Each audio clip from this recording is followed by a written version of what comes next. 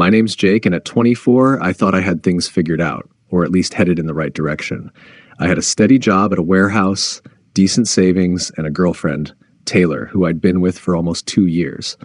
We weren't perfect, but I thought we had something solid. And then there was Ethan, my best friend since middle school. We grew up together, did dumb teenage stuff, and always had each other's backs. If I needed help moving, Ethan was there. If he needed to vent about work or family, I'd be the guy he called. That's the thing about betrayal. It doesn't just hit you from strangers. It comes from the people closest to you. It all started a couple of months back when Taylor started acting different. Not in an obvious way, but enough that I noticed. She started staying late at work more often and would get defensive when I asked how her day was. At first, I didn't think much of it. She worked as a barista at this trendy cafe downtown, and I figured the late hours were just her boss being a jerk. One night, she came home later than usual, smelling faintly of cologne that wasn't mine. When I asked about it, she laughed it off, saying, "Oh, it's probably from a customer who leaned over the counter or something." I nodded, pretending to accept the excuse, but my brain didn't let it go. Around the same time, Ethan started acting weird too. He stopped coming over to watch games or grab beers as often as he used to. When I texted him, he either replied with short answers or ignored me entirely. I brushed it off as him being busy with work, but in hindsight, it was all adding up. One Friday night, everything came crashing down. I was supposed to meet Taylor for dinner at her place. I showed up an hour earlier than planned because I'd finished work early and thought I'd surprise her. I grabbed some flowers from the grocery store and felt pretty good about myself as I knocked on her door. No answer. I knocked again, louder this time, but still nothing. Her car was in the driveway, and the lights were on inside, so I figured she was home. I tried calling her, but it went straight to voicemail. Something felt off. I decided to check the back door. Taylor had once given me a spare key, so I let myself in. Walking through her place, I didn't see her in the living room or kitchen. Then I heard muffled voices coming from her bedroom. My pulse picked up as I moved closer to the door, which was slightly ajar. I could hear laughter, hers and someone else's. A man's voice. My first thought was that maybe one of her coworkers had come over, but deep down I already knew the truth. I pushed the door open, and there they were. Taylor, wrapped in nothing but a bedsheet, and Ethan, sitting shirtless on the edge of the bed, laughing like they didn't have a care in the world. For a moment, none of us moved. The shock froze me in place, and they looked at me like deer caught in headlights. Taylor was the first to speak. "Jake, it's not what it looks like." "Not what it looks like," I repeated, my voice sharper than I intended. "You're sitting half naked with my girlfriend in her bed, Ethan. What else could it possibly be?" Ethan stood up, hands raised defensively. "Jake, man, let me explain." "Explain what?" I snapped. "How long has this been going on? Weeks? Months? Or is this a new thing you guys decided to try out tonight?" Taylor clutched the sheet tighter around her, tears welling up in her eyes. "I'm sorry, Jake." I cut her off, shaking my head. "Save it, Taylor. You don't get to play the victim here." The anger bubbling inside me was enough to make me want to punch something, or someone, but I forced myself to stay in control. I wasn't going to let these two destroy me any more than they already had. Ethan, for all his big talk over the years about loyalty and friendship, couldn't even look me in the eye. "Jake, I didn't mean for this to happen," he mumbled. "Didn't mean for this to happen," I repeated, incredulous. "What, you just tripped and fell into my girlfriend's bed?" Neither of them had a good response for that. I stood there, staring at them, trying to figure out what the hell I was supposed to do next. Taylor followed me into the hallway, still wrapped in the sheet. "Jake, please don't leave like this. Let's talk about it." I stopped and faced her, the hurt in my chest threatening to explode. "Talk about what, Taylor? You made your choice. And you," I added, pointing toward Ethan, who had stepped out of the bedroom, "you're dead to me." I left Taylor's place that night without looking back. I didn't want to give her or Ethan the satisfaction of seeing me fall apart. The second I got into my truck and slammed the door shut, though, the weight of what had just happened hit me. My mind was racing, but I didn't want to cry, scream, or even punch the steering wheel. No, I just wanted to do something. Anything to keep from sitting with the betrayal. Driving around aimlessly wasn't exactly productive, but it was better than going home and staring at my walls. I eventually ended up at a 24-hour diner. It wasn't busy, just a couple of truckers and an older couple sharing a booth. I ordered coffee and sat there for hours, replaying the scene in my head over and over again. Ethan, of all people. The guy who used to crash on my couch, borrow my tools, and eat my food without asking. Taylor and I weren't perfect, but I didn't think we were this bad. Clearly, I'd missed something. Or maybe I just trusted the wrong people. By the time the sun started to rise, I'd drained more cups of coffee than I could count, and my phone had about 10 missed calls from Taylor. I didn't answer. I wasn't ready to hear her voice or deal with whatever excuse she'd come up with. I called out of work that day. There was no way I could spend 8 hours pretending to care about unloading trucks or dealing with my boss's lousy attitude. Instead, I went home, grabbed a few beers from the fridge, and sat on my couch, staring at the wall. By mid-afternoon, my phone buzzed again. This time, it was Ethan. "Jake, man, please just hear me out," his voicemail began. "I screwed up, okay? But you're my best friend, and I don't want to lose you over this. Can we just talk?" I deleted the message. The next few days were strange. I didn't want to tell anyone what had happened because it felt embarrassing. Like their betrayal somehow made me look like a fool. But keeping it bottled up wasn't working either. Eventually, I vented to a coworker, Mike, during our lunch break. Mike wasn't the kind of guy to mince words. He was older, divorced, and had seen his fair share of messy breakups. After I told him what went down, he shook his head and said, "Jake, you can't just let this slide. You need closure, man. Whether it's a face-to-face conversation or throwing Ethan's crap into the street, you've got to handle this before it eats you alive." He wasn't wrong. That weekend, I decided I'd go back to Taylor's place, not to forgive her or patch things up, but to get answers. I needed to know how long it had been going on and why she thought sneaking around with my best friend was a good idea. When I knocked on her door, she opened it almost immediately, like she'd been waiting for me. Her face was pale and her eyes were puffy from crying. "Jake," she started, but I cut her off. "I'm not here for an apology, Taylor. I just want the truth. How long?" She hesitated, her hands twisting nervously in front of her.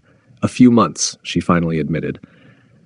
"Few months," I repeated, letting the words sink in. "So, all that time you were working late, you were with him?"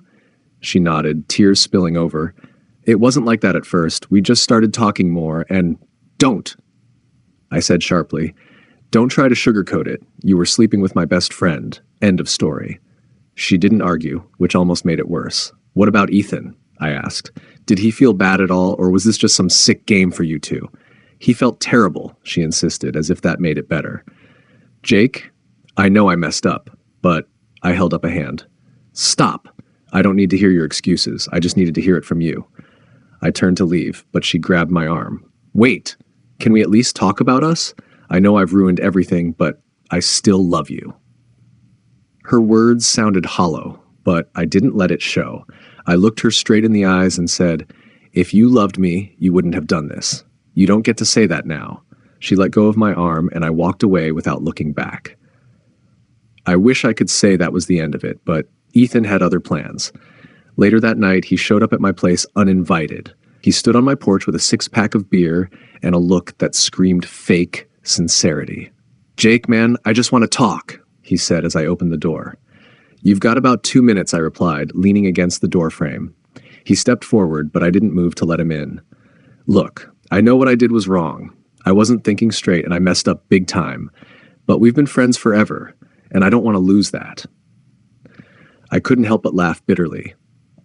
"Friends? Is that what you call sleeping with my girlfriend behind my back? Some kind of twisted friendship ritual?" He flinched, but didn't back down.